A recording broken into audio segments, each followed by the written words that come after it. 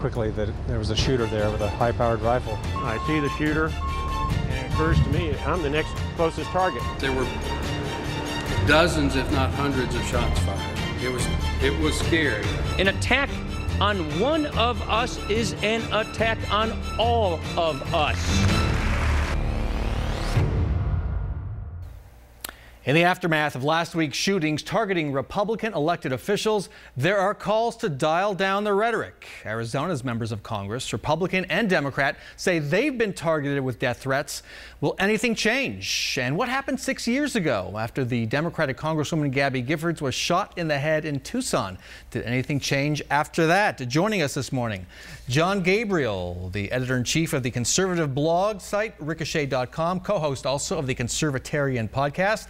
Catherine Alonso, Chief Executive Officer of Javelina, a Phoenix marketing and political consulting firm, and political analyst Chris Hurstum. Good to see you all. Good morning. Happy Father's Day. Happy Father's Day, yes, to all of us. Yeah. Yeah. Good day. Let's look at the big picture first before we get to Arizona and drill down there. Why this happened. John, on your podcast last week, you blamed rhetoric on the left, and you also made the warning that the right has guns, so watch out. Explain what you were saying there. Well, what concerns me about both sides, and I think we focused a lot about Donald Trump's excessive rhetoric, which is obviously appalling, but we're hearing that from the left too. And what concerns me as someone who's a student of history is just looking at both sides and worrying about this constantly escalating war of words between both sides. And obviously Donald Trump is doing himself no favors. But from the left, you've seen this #resist movement, and we've just seen violence throughout, especially on our coastal areas. We've seen them on college campuses. We've seen it in Washington, D.C., the weekend of the inauguration. And what concerns me is that you're going to get some crazy on the right and the left just egging each other on, so it just gets uglier and uglier. And I think everybody needs to take a step back. I think Senator Jeff Flake and Kyrsten Sinema as well are an example of a Republican and a Democrat who are working very hard to bring the civility back. So you see this more as a product of the rhetoric of the left, this shooting?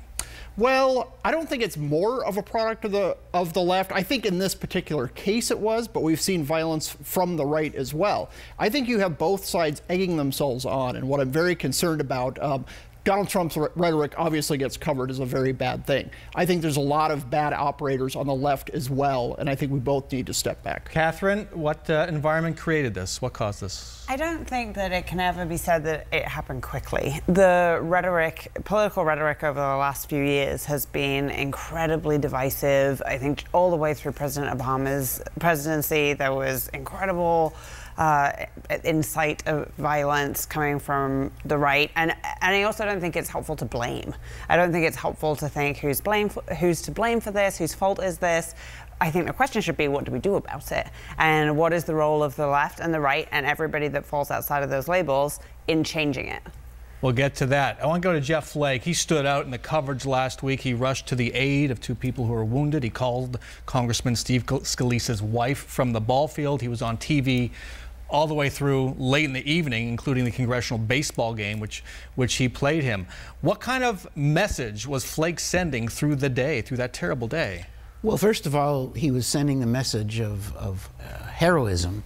I mean, he did everything right, risked himself and ran out and tried to apply a tourniquet and so forth, his belt. He was phenomenal. You can't take that away from him. Then there's been a lot of television lately, a lot of folks on TV talking about turning down the rhetoric, and that's healthy as well. I just want to go back and say, though, that in no way I don't think you can blame the resist movement or the indivisible movement of the Democrats right now. Blame this shooting on them. To me, that's unfair. I think that's a grassroots reaction to the Trump administration, and I think it's unfair to blame it on things like that. And I got to tell you, this is going to sound a little bit like Donald Trump right now, which is amazing for me. But the media is at fault here too, and NBC News tonight with Megyn Kelly, the new star, is going to interview a complete nut job, Alex Jones, who of course says Newtown was fabricated and so forth. When you got a national network using an Alex Jones in prime time like this as a big ratings grabber, that is not exactly turning the rhetoric down as well. So I think from a society standpoint, there's a lot of fault here.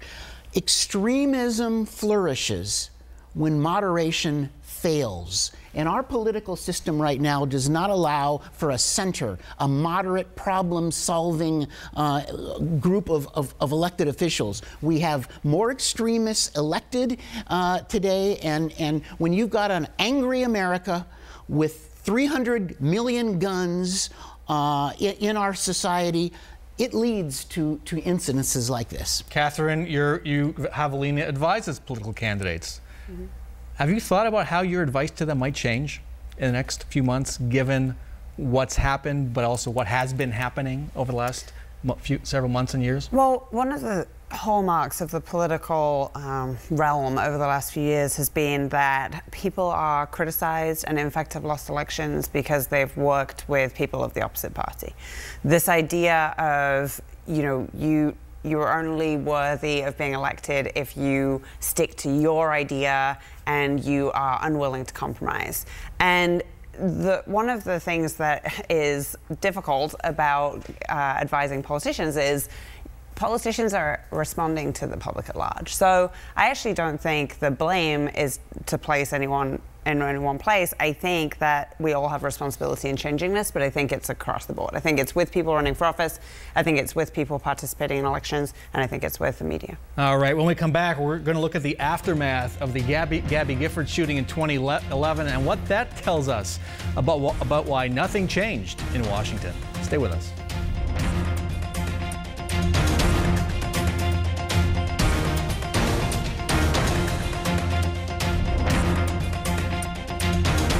For the first time ever in Arizona, Larry H. Miller Dealerships and America's Manufacturers, Chrysler, Jeep, Dodge, and Ram have partnered to bring you the Great American Auto Event. Drive and discover thousands of vehicles to choose from. Get a 2017 Dodge Journey for $16,500. Add $14,000 off a new 2017 Ram 1500 Laramie Longhorn 4x4. The Great American Auto Event in Avondale, Peoria, and Surprise. Driven by you. You're a small business owner, and you know new business often arrives as a phone call out of the blue. So make a good first impression with something green. Grasshopper, the entrepreneur's phone system. Grasshopper puts all the features of a business phone system onto your cell phone, making it easy to start and grow a business from anywhere. With great features like call forwarding, read your voicemail, and our iPhone and Android apps, Grasshopper makes sure your business always sounds professional and you never miss a call or opportunity. Here's how it works. You pick a local or toll-free number, then record a main greeting and add extensions for departments and employees. In minutes, you're receiving calls and messages from customers and sound like a big professional company. With Grasshopper, there's no hardware to buy, no software to install, it's all in the cloud. See why over 250,000 entrepreneurs and small business owners have chosen Grasshopper. Go to grasshopper.com now and turn the world into your office. He was passionate about his barbecue sauce.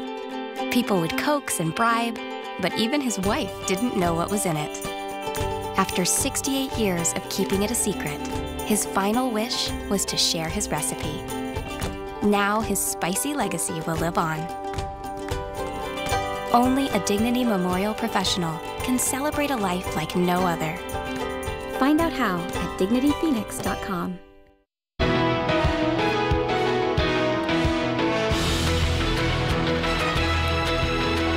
Welcome back to Sunday Square Off. A kumbaya moment at the congressional baseball game last week, 36 hours after the attack on a Republican congressman. Don't know if you saw it, but the two Republican leaders in Congress, House and Senate, two Democratic leaders in Congress, House and Senate, together. I don't think I've ever seen Pelosi, McConnell, Ryan, all those guys. Fantastic. In one spot. Will we ever see it again? Probably not before the next election. Probably, no. or if ever. But let's go back to Gabby Giffords. I bring that up because we've had experience with this here in Arizona, a traumatic event, the assassination attempt on a member of Congress. After that, Gabby was a champion of bipartisanship. We heard a lot of talk about it. What happened? Very little, frankly. That's the tragedy.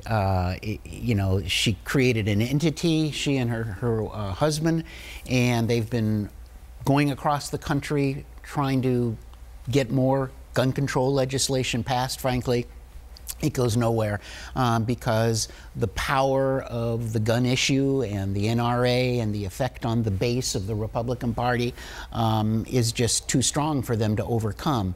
I think they should still keep fighting for it, but very little changes. And you can look at Newtown, where you had 20 young children slaughtered and so forth, and what changed there as well. I mean, it's sad, but the overall bigger political issue constantly trumps the tragedy. Do you remember all the talk about mental illness? Have to do something about that, not gun safety, because Jared Loughner clearly had some mental health problems. Anybody remember what happened with mental illness? Do we deal with that? I think I have a different point of view, because I think there's what's going on in the headlines, and then I think there's the fight happening outside of the news. And just because there isn't a particular policy that's passed or a particular headline today, it doesn't mean there isn't important work being done. People are engaged in the fight when these events occur. The work that Americans for Responsible Solutions is doing, Gabby Gifford's organization, engages new people. It gives a spotlight to the issue over time, not just when these crazy things happen. And so I think that the only way that change will happen is sustainable organizations with strong leaders like Gabby Giffords and Mark Kelly. So I have a different view of it. Working outside Congress, because the thing was, this was one of their own in Congress who was nearly murdered. That just happened again last week, and yet Congress really did not respond. I think they really dropped the ball on the mental health issue, especially.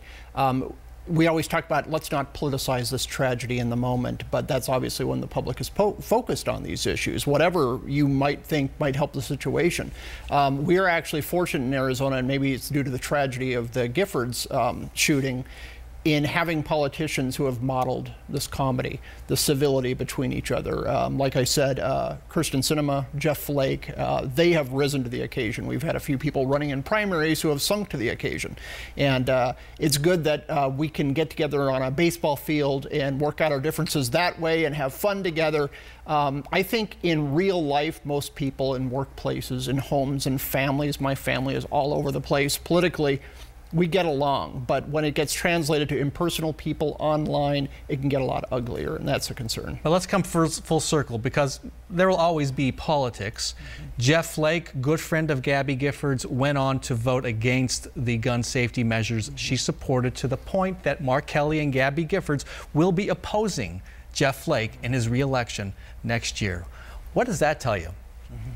I think it tells you that the Republican base, the Republican Party, is never going to budge on the gun issue. I mean, that's just too important to them, and therefore there is no center position.